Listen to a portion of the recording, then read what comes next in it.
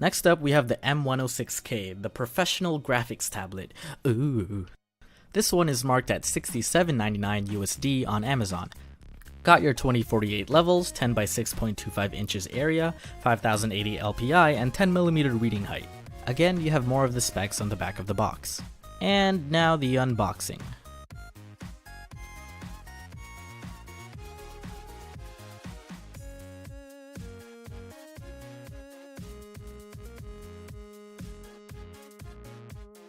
Here is the tablet.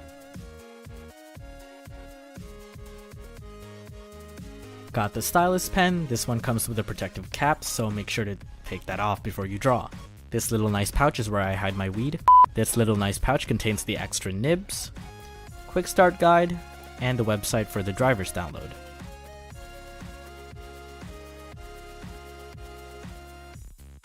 These are the cables. One is to connect the tablet and the other is to charge the stylus. Like the S56K, this also has two programmable buttons. It doesn't have the retractable button at the top, but instead has the charging port. If the light is red, it means it's charging, and is at full charge when the light is off.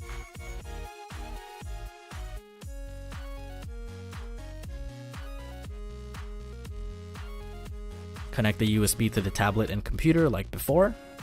Aside from the two buttons on the pen, you also have 12 additional shortcut buttons on the tablet that you can program.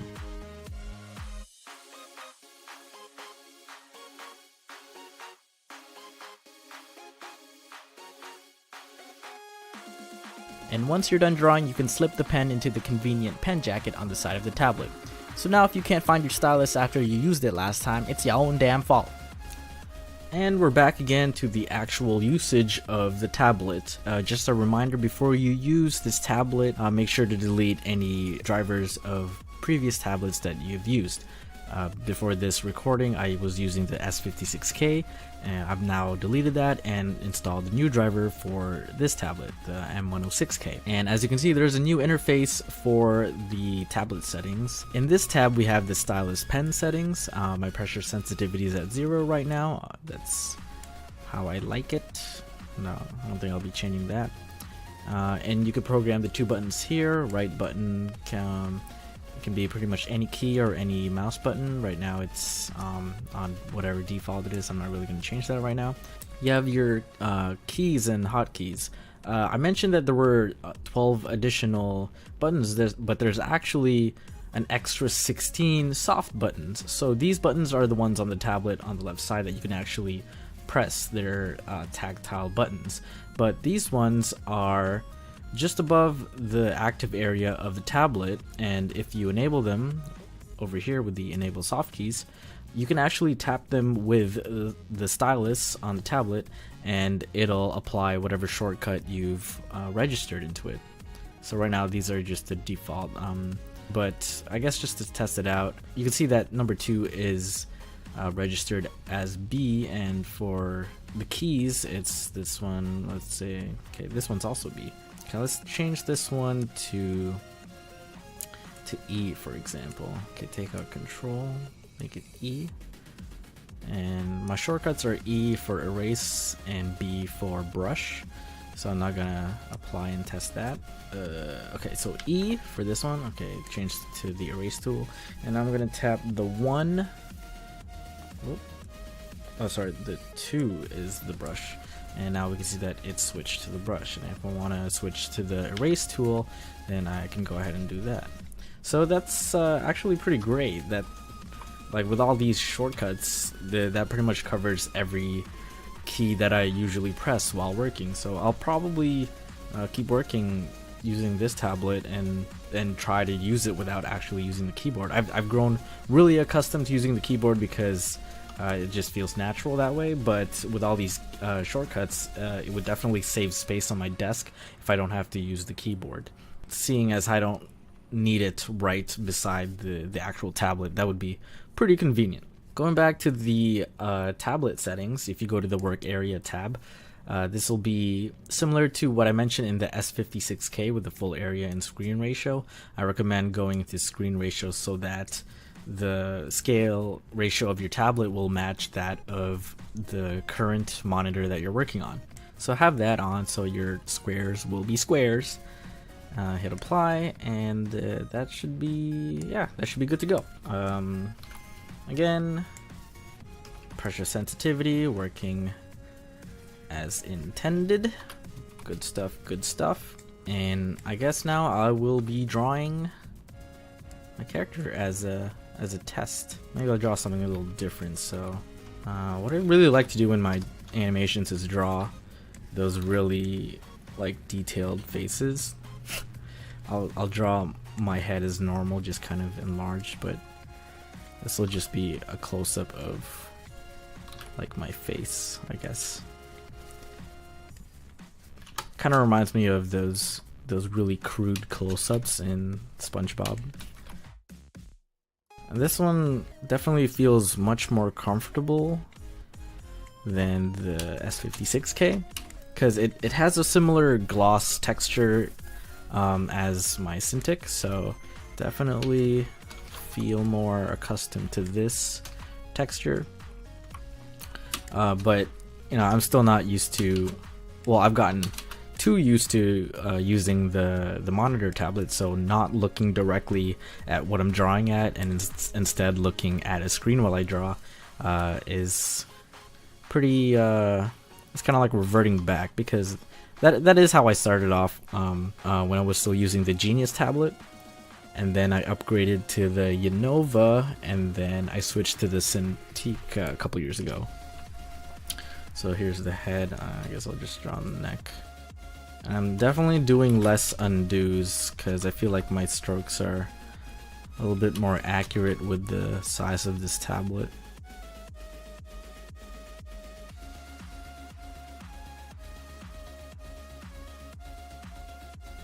Okay, let's see. Well, what face should I draw? Probably let's try a really tired face. That's how I'm currently feeling. Therefore, it'll be much easier to draw because I am, you know, empathizing with my drawing. Sometimes when I like to draw something more serious, I actually add a nose in my character. But on every other occasion, no nose. Actually, when I draw like these really detailed faces, this is like pretty much the only time I end up using pressure sensitivity.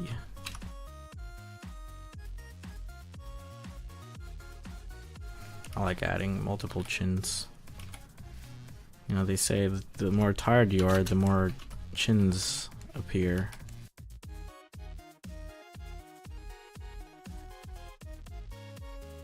Let's make my lips a little crusty too. I'm pretty much just making myself age.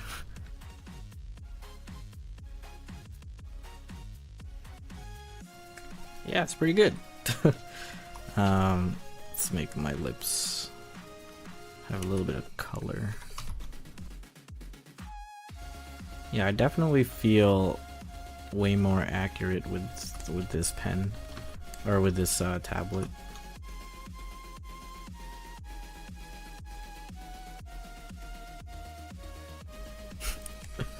What is happening?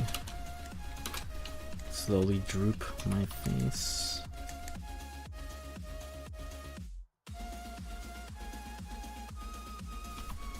Yes, yes. And just gonna add some shading, which is pretty much just coloring this whole inner crater of my face. Yeah, that'll definitely make me look pretty tired. Pretty much just outline these. I think these are what people call the panda eyes. This is the face of, I've seen some shit in my life. That look of, I've been through some stuff. It's important to develop this kind of personality, or this kind of character into your life, you know. I think the hardest thing for me is doing angled lines, because normally on a tablet monitor, you could just, you know, tilt your head, or pretty much tilt the actual tablet like it's a piece of paper, and you just draw that angle. But on a regular tablet like this, you have to just, you know, stay upright and draw angles the best that you can, and hope for the best. Alright, almost achieving full done mode. Should add some under the shadow under the lips. Make these lips stick out a bit more. Perfectionist. Okay. Oh god, this is beautiful. This is beautiful. Okay. I didn't even draw the eyebrows. That's how tired I am. My eyebrows just do not exist, and I'm too lazy to. I'll just draw a big block here. Maybe I'll raise one, just be like, huh? What do you want? I'm tired. Huh? Perfect. Awesome. Alright, it's... Yes. It's actually turned out really good. I should use this face in a future animation. Oh, I didn't really draw ears, but... Yeah, I just wanted to test out a more detailed drawing than the last one, because I think the last one was better for sketches, you know, rough drawings and whatnot. This one is definitely fits the name of the more professional drawing tablet. I still consider this one also portable. It's not flexible like the S56K, but it fits easy in a bag. It's pretty much it's a little bit smaller than the Cintiq. Yeah, similar dimensions. Could still fit in my backpack with like a laptop and whatever. I'd say that's still pretty portable. You definitely bring less wires, because the Cintiq, you need like all the charging adapters and all that, but this one is just a USB cable. So throw in the tablet, throw in the cable, and you're set. You're good to go. So what's my verdict on this tablet? I think it's pretty good. I've only drawn with this for about a week. I only got to play with it for that long, and I haven't found any problems as of yet. I'm not sure if there are any incompatibilities with different programs, but I'm pretty sure it could be troubleshooted. And their customer service is really great. So if you have any problems, you can just bring it up to them, and they'll try to take care of any problems that you have. Definitely a good backup if my tablet ends up, you know, not working someday. This will definitely save the day. This is definitely comparable to the different brands of this size and this type of tablet. I personally haven't tried the Wacom Intuos or a lot of the different ones. I pretty much only tried the Cintiq and yeah, the 13 and the 22 and 24. So once again, thanks to Gaomon for letting me try out these tablets. Thank you guys for watching. Hopefully this helped, because I know a lot of you are trying to get into more digital art, but you have no idea where to start. And a lot of the tablets are pretty pricey, to be honest. And ever since I started, there's actually just so many competitive brands now, which is great. It gives you more choices, but there's also more choices that you have to make. You know, what's the difference between the different tablets? I mean, to be honest, they're all pretty much kind of in the same boat. There's just little things here and there that you might not like. Maybe it's the texture of the tablet, but definitely I think the speed of the setup, like the driver downloads and all that, it was pretty smooth for this tablet, and same with the S56K. So that running smoothly, and how I've had no problems setting it up, I think it was pretty much plug and play at that point. So I really appreciated that. So yeah, thanks for watching. See ya.